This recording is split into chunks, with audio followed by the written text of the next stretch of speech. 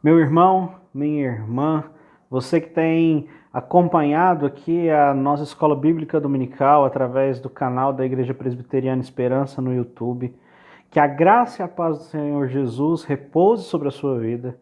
Para nós é sempre motivo de grande alegria podermos compartilhar com você uma mensagem a partir da palavra do Senhor. Nós estamos iniciando hoje um novo módulo de estudos na nossa Escola Bíblica Dominical e nos próximos meses nós viajaremos nas Escrituras e estudaremos alguns temas muito relevantes dentro da grande temática do ser de Deus. Então eu convido você a acompanhar as nossas aulas aqui todos os domingos a partir das 9 horas da manhã. Quero convidar você, nesse momento, a abaixar a sua cabeça e a fechar os seus olhos. Nós oraremos ao Senhor nesse momento, pedindo a Ele que Ele nos abençoe e que Ele venha falar aos nossos corações através da Tua palavra. Senhor, nosso Deus, nós te louvamos, agradecemos por tudo aquilo que o Senhor tem feito por nós. E te pedimos em nome de Jesus que mais uma vez nessa manhã o Senhor venha falar ao nosso coração através da tua palavra. Permaneça conosco, nos abençoe, é o que nós te pedimos em nome de Jesus. Amém e amém. Meus irmãos, então como eu disse para você agora há pouco, nós estamos iniciando uma série de estudos, uma nova série de estudos. Nós vamos estudar o ser de Deus nos próximos meses.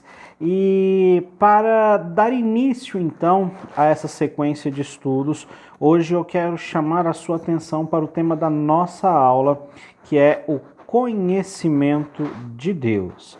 Meu objetivo nessa manhã é poder conversar com você acerca da possibilidade que nós temos de conhecer ao Senhor. Nós veremos se nós podemos ter um conhecimento pleno de Deus e também veremos quais os meios disponíveis para que nós conheçamos ao Senhor.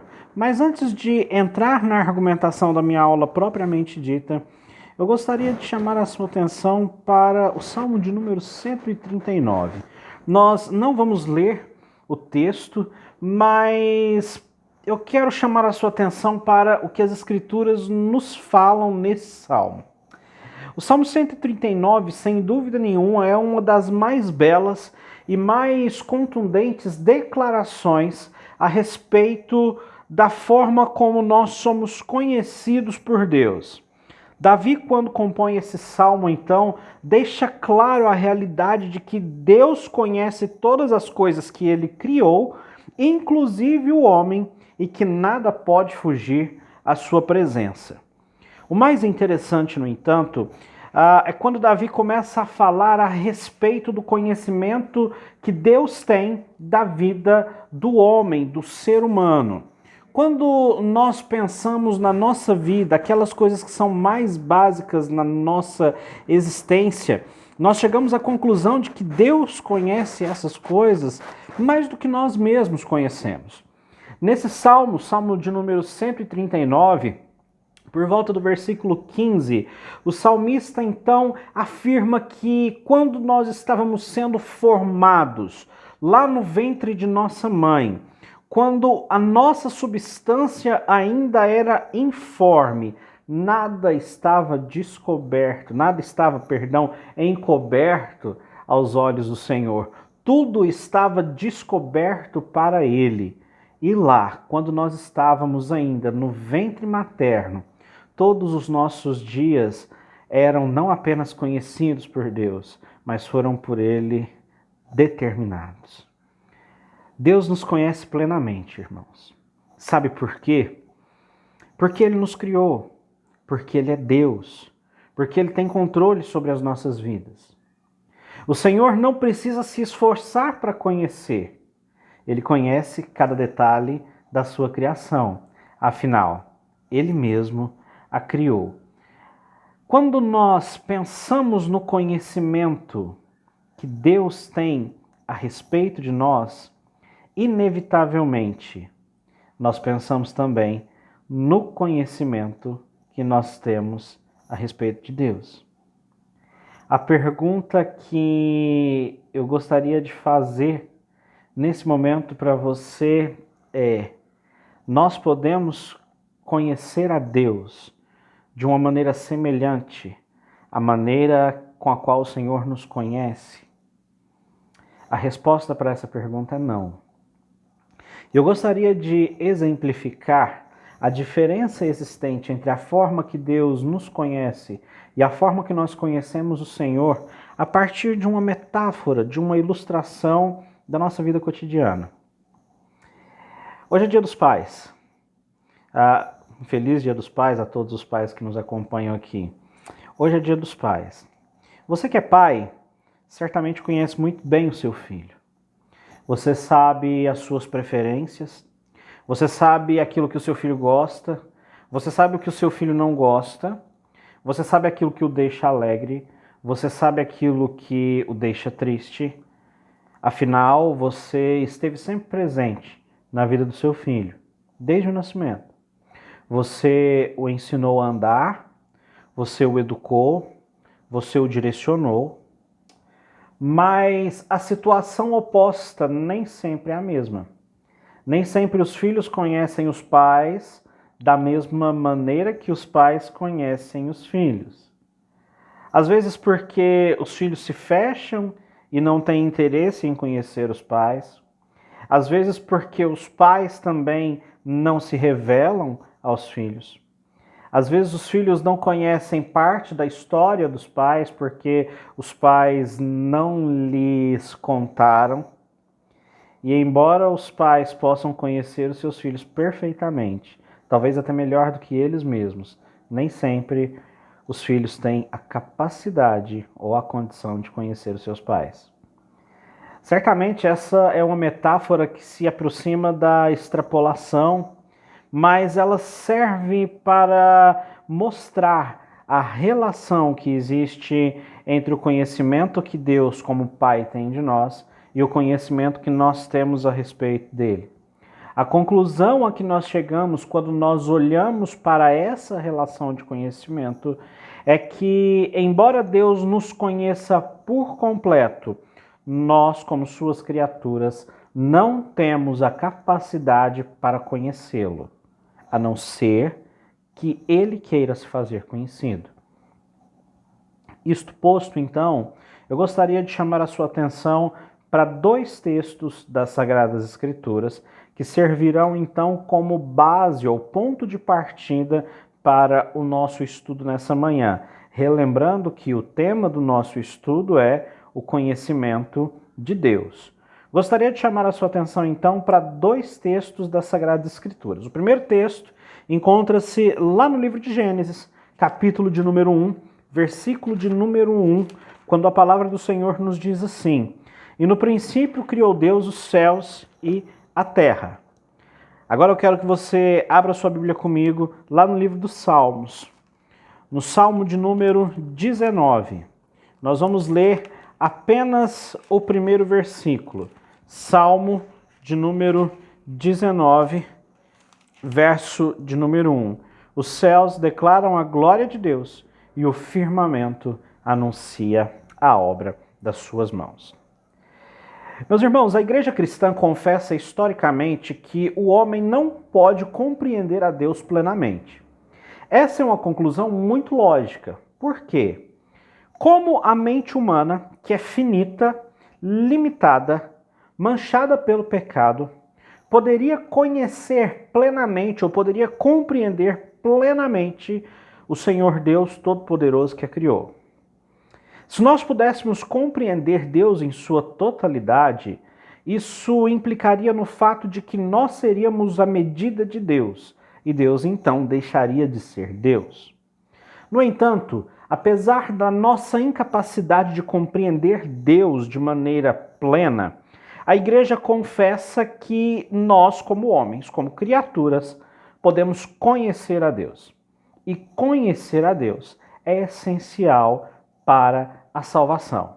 A esse respeito, a questão mais importante e a questão inicial para o nosso estudo é: como nós podemos conhecer Deus?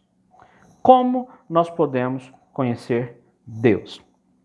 Eu já falei um pouco disso no início da nossa aula. Nós só podemos conhecer Deus se Ele desejar ser conhecido, se Ele se mostrar. Então, o primeiro ponto que eu gostaria de trabalhar com você nessa manhã é a autorrevelação de Deus. Veja bem, Deus é infinito, o homem é finito. Deus é ilimitado, o homem é limitado. A sabedoria de Deus é uma sabedoria perfeita. A sabedoria do homem é uma sabedoria parcial. Quando nós estabelecemos esses tipos de comparação entre o homem e Deus, nós percebemos facilmente que há uma diferença gritante entre o Criador e a criatura. Dr. Augustus Nicodemos, no seu livro chamado A Bíblia e seus Intérpretes, afirma que entre o homem e Deus há um distanciamento natural. Esse distanciamento ocorre porque Deus e o homem são diferentes em essência. Deus está acima do homem. Deus é superior ao homem. Esse distanciamento já existe antes do pecado. Deus está infinitamente acima do homem. Deus é autônomo, é autodeterminante. Isso quer dizer que Deus não é limitado a nada. O homem, em contrapartida, deriva a sua existência de Deus, porque é Deus quem o cria. O homem é finito, o homem é limitado. Há uma diferença também entre Deus e o homem no sentido ontológico. Por quê? Porque Deus é o próprio ato de ser. Quando nós vamos um pouquinho lá no livro do Êxodo, nós vemos que quando o Senhor chama a Moisés para que ele possa então libertar o povo lá do Egito, ele se apresenta da seguinte forma: eu sou o que sou. Isso nos mostra que Deus é o próprio ato da existência. O homem, no entanto, precisa ser criado para que ele exista. E mais do que isso, ele precisa do referencial do seu Criador para que ele seja alguma coisa. Veja bem que há um distanciamento entre o homem e Deus. Há uma diferença básica entre o homem e Deus. Com a queda, esse distanciamento foi asseverado. Ele agora também é um distanciamento de caráter moral. Por quê? Porque Deus é completamente santo, é todo santo. Deus é puro, Deus não pode pecar. O homem, com a queda, então, se torna pecador e completamente depravado. Se no estado de pureza o homem era incapaz de conhecer a Deus de maneira autônoma, quanto mais agora, após a queda, essa impossibilidade se assevera. Veja bem, o homem é certamente formidável em termos do seu intelecto. Por quê? Porque foi feito à imagem de seu Criador. Gênesis 1, 26, 27 nos diz que na eternidade, Deus, que já vivia em comunhão, diz: olha, façamos o homem à nossa imagem e semelhança. No entanto, nós somos limitados e frágeis, porque nós estamos abaixo do Criador. Dessa maneira, algumas realidades vitais, sobretudo no que diz respeito à nossa salvação, estão ocultas de nós. Somado isso, a realidade do distanciamento que nós temos de Deus, nós vemos a implicação no fato de que, de fato, nós nada podemos conhecer a respeito de Deus se o Senhor não desejar revelar-lhe. E o que Deus faz para suprir essas necessidades que nós temos de conhecimento a respeito dele? A resposta é simples. Deus se revela. Deus se revela a nós. Ou seja, para que nós possamos conhecer aquilo que está oculto, aquilo que nós não entendemos, para que nós possamos conhecer o próprio Deus, Ele mesmo proporciona-nos o conhecimento. Outra pergunta poderia surgir: o que Deus revela a nós? E a resposta é clara: Deus revela verdades a respeito de si mesmo. Verdades essas que nós não poderíamos conhecer de outra forma, senão a partir da sua autorrevelação. É sobre isso que nos fala o apóstolo Paulo quando ele escreve a sua epístola aos Romanos. Lá no capítulo 2, Paulo fala o seguinte: a humanidade é indesculpável diante de Deus, porque o que nós podemos conhecer a respeito de Deus foi revelado. No entanto, o homem, tendo conhecimento a respeito de Deus, não o adorou como Deus. Portanto, ele é indesculpável e ele é condenável diante do Senhor. Uma outra questão é importante nesse momento. Nós já chegamos à conclusão que nós não podemos compreender Deus em sua plenitude, mas nós podemos conhecê-lo. Nós vimos que até agora que nós podemos conhecer Deus porque ele se revela a nós e apenas por isso. Agora a questão é, como Deus se revela a nós? É sobre essas formas da revelação de Deus que eu gostaria de gastar maior parte do nosso tempo, e eu quero destacar duas formas pelas quais Deus se torna conhecido. A primeira dessas formas é a revelação de Deus através da criação. É na criação que Deus se torna imediatamente conhecido. Isso fica muito claro no texto que nós acabamos de ler dos Salmos. Salmo 19. Volte comigo no texto. Os céus declaram a glória de Deus e o firmamento anuncia a obra das suas mãos. Um dia faz declaração a outro dia e uma noite mostra sabedoria a outra noite. Não há linguagem nem fala onde não se ouça a sua voz. A sua linha se estende por toda a terra e as suas palavras até o fim do mundo. Nele pôs uma tenda para o sol. Nele pôs uma tenda para o sol. Aqui nós já lemos de início que o Senhor fala ao homem através da sua criação. A criação apresenta a assinatura do seu Criador. Nós vemos aqui Deus se revelando ao homem utilizando os meios ordinários da criação. Uma forma muito evidente da autorrevelação de Deus se dá no próprio ato criativo. Quando nós vamos lá para o início da Bíblia, lá no livro de Gênesis, capítulo de número 1, texto inclusive que nós já lemos, nós somos informados que no princípio Deus cria os céus e a terra, mas o texto continua nos falando que a terra era sem forma e vazia e o Espírito de Deus pairava por sobre as águas.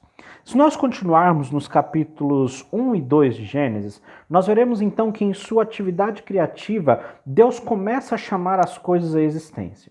No entanto, a realidade do versículo 2 é muito importante para nós. A terra era sem forma e vazia e o Espírito de Deus pairava por sobre as águas.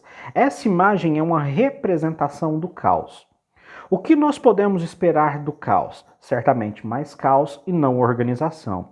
No entanto, nós observamos que do caos é feito todo um sistema extremamente organizado.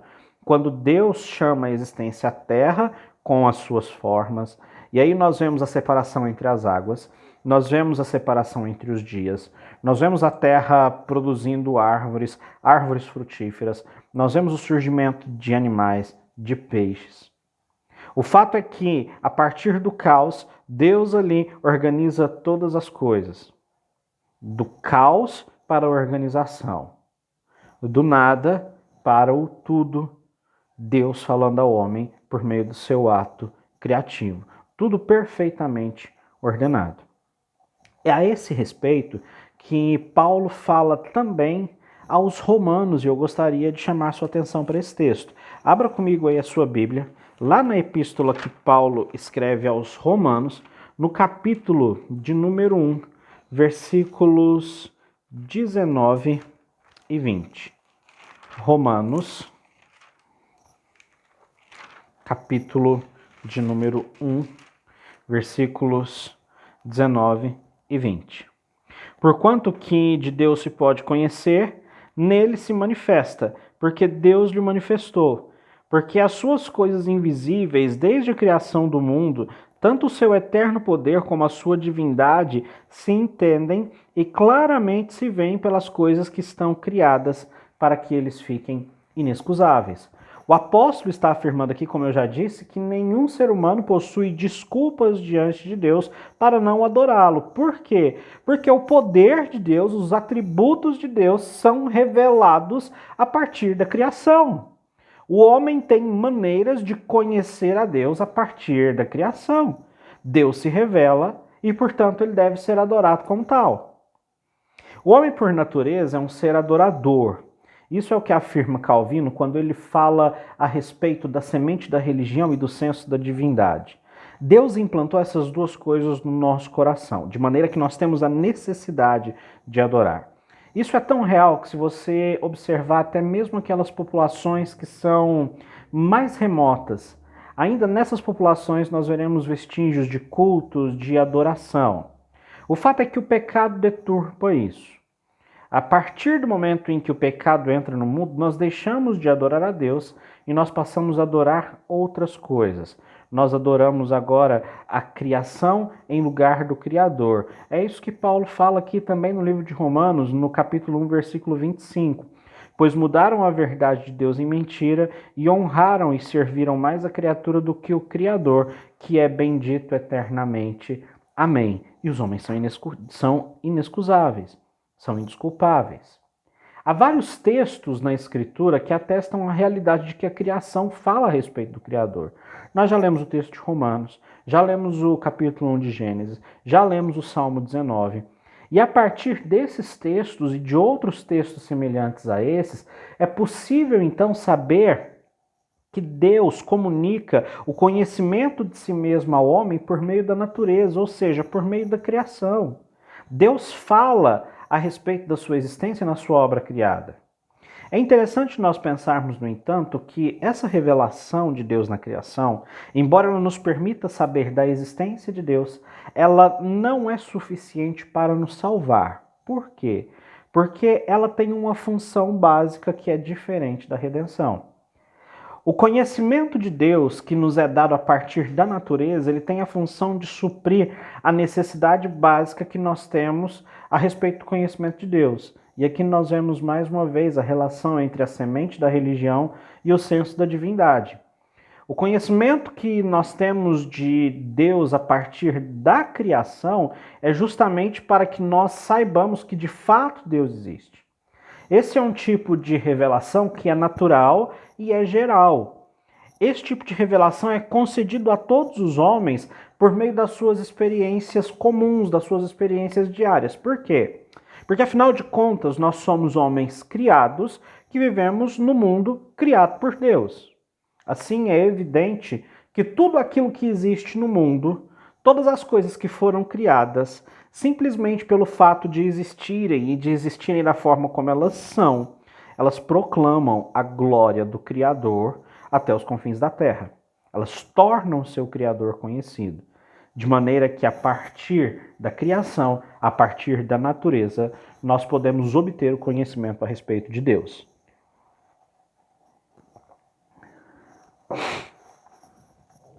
Como vimos anteriormente, no entanto, essa revelação ela nos permite tornar-nos cônscios a respeito da existência de Deus, mas ela é insuficiente para a nossa salvação.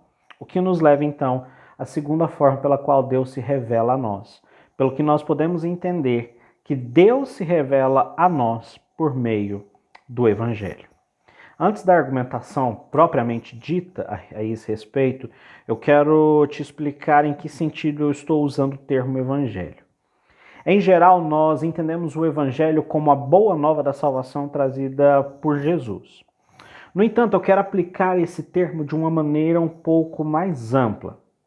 Nós sabemos que Cristo de fato cumpriu toda a Escritura e falou a respeito do Pai. Cristo transmitiu a palavra do Pai e nada diferente disso em seus ensinos. Dessa forma, nós podemos também entender as Escrituras como Evangelho. Há, no entanto, outra dimensão desse Evangelho. Cristo não apenas pregou o Evangelho, mas Ele próprio é o conteúdo desse Evangelho, visto que a boa nova da salvação aponta justamente para a sua obra substitutiva, para a sua morte na cruz e a sua ressurreição, como a oferta de um sacrifício agradável a Deus por causa do nosso pecado. Dessa forma, então, quando eu argumento que Deus fala conosco a partir do Evangelho, eu estou argumentando, eu estou afirmando que Deus fala conosco a partir da sua palavra e a partir de Jesus Cristo. Isso fica muito evidente quando nós vamos lá no livro de Hebreus. Eu quero convidar você para ir comigo lá.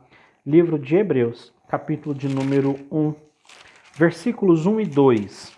Nos diz assim a palavra de Deus. Havendo Deus antigamente falado muitas vezes e de muitas maneiras aos pais pelos profetas, a nós falou-nos nesses últimos dias pelo Filho, a quem constituiu o herdeiro de tudo, por quem também fez o mundo. É aqui nesse texto de Hebreus que nós temos cristalizada a mensagem do Novo Testamento a respeito da revelação de Deus. O Senhor Jesus não revelou a si, mas ele revelou ao Pai. Isso fica evidente lá no Evangelho de João.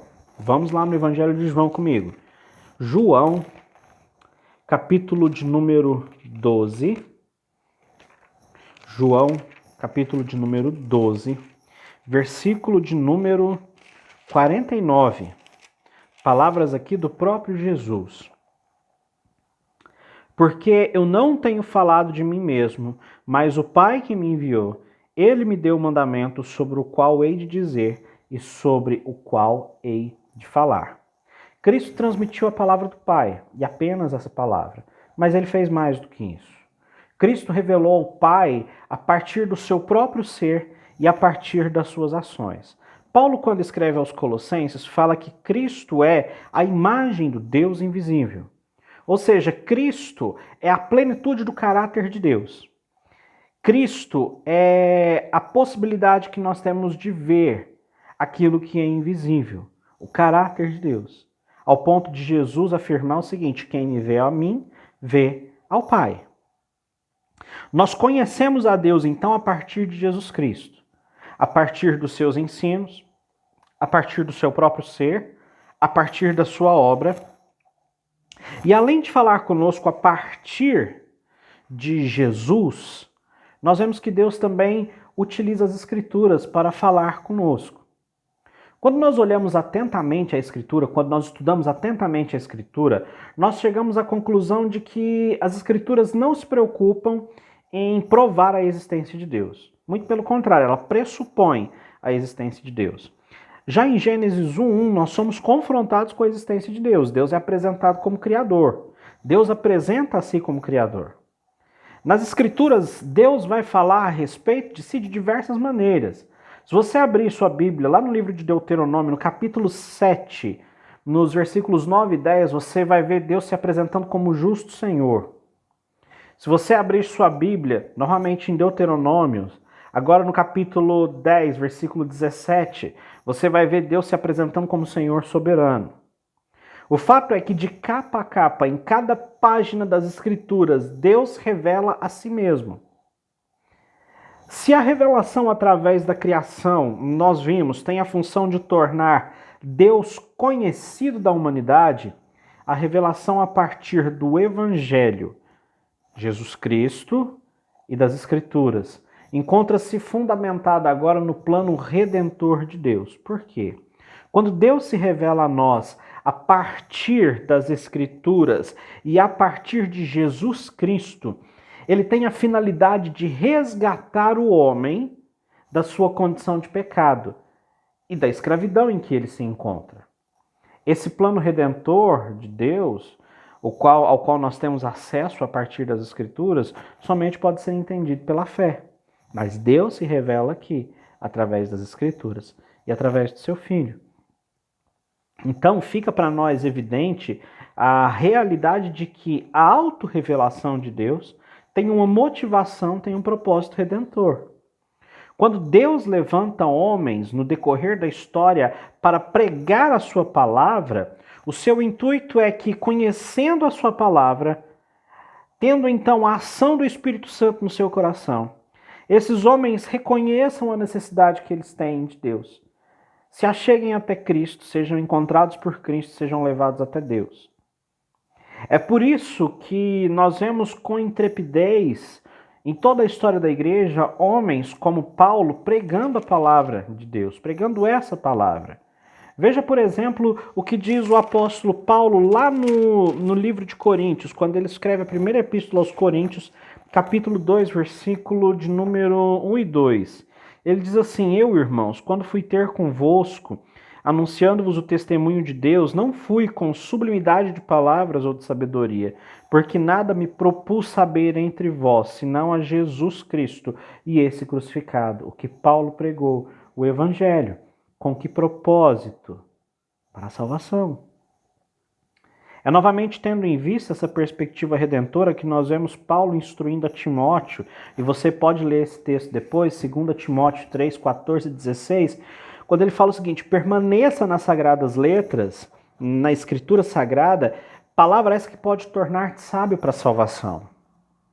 A revelação de Deus por meio da criação leva o homem ao conhecimento de que Deus existe. Caso essa revelação de Deus seja negligenciada, ela pode levar o homem à condenação. Contudo, ela não pode prover um meio de restauração para o condenado.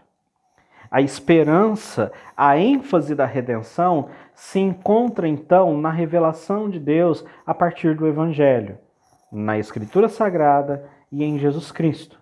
Quando ele torna-nos conhecido a vontade que ele tem de salvar o homem na pessoa do seu Filho amado, Jesus Cristo. Então nós vimos que Deus se revela a nós a partir da criação e ele se revela a nós a partir do Evangelho, em Jesus Cristo e nas Sagradas Escrituras. E é assim que nós podemos conhecer a Deus, porque ele deseja se revelar, porque ele se revela. Eu gostaria de concluir dizendo que a revelação é necessária. Caso contrário, se Deus não se revelasse a nós, nós não poderíamos conhecê-lo. Nós percebemos que a autorrevelação de Deus, o fato de Deus se revelar ao homem, é um movimento do próprio Deus em nossa direção. Deus se faz conhecido, ele torna a sua vontade conhecida, e ele nos conduz, então, a uma comunhão pessoal com ele mesmo, que é um Deus pessoal. Quais as implicações disso para o nosso dia a dia? Como nós devemos reagir diante da revelação de Deus? A resposta é simples. Nós devemos receber de maneira respeitosa e atenciosa aquilo que Deus deseja falar. Quando o Senhor fala ao homem, o que ele espera é que o homem esteja disposto a ouvir e aprender. Porque, como afirma o profeta Isaías, nós devemos conhecer e prosseguir em conhecer ao Senhor. Como nós podemos fazer isso? Através da leitura das Escrituras e mantendo uma íntima comunhão com o Senhor, através das nossas orações e da nossa devoção no dia a dia. Podemos conhecer ao Senhor? Sim. Façamos então, como diz o profeta Oséias, conheçamos e prossigamos em conhecer ao Senhor. Abaixe sua cabeça e feche seus olhos. Pai Santo, nós agradecemos pela Tua palavra e te pedimos em nome de Jesus que o Senhor aplique em nossos corações. Dá-nos uma semana diante de Ti e guarda as nossas vidas, é o que nós te pedimos em nome de Jesus. Amém. Meus irmãos, nós encerramos aqui a nossa primeira aula desse módulo sobre o ser de Deus. E eu espero você, então, na semana que vem para o nosso segundo estudo. Deus abençoe sua vida, um grande abraço e até domingo que vem.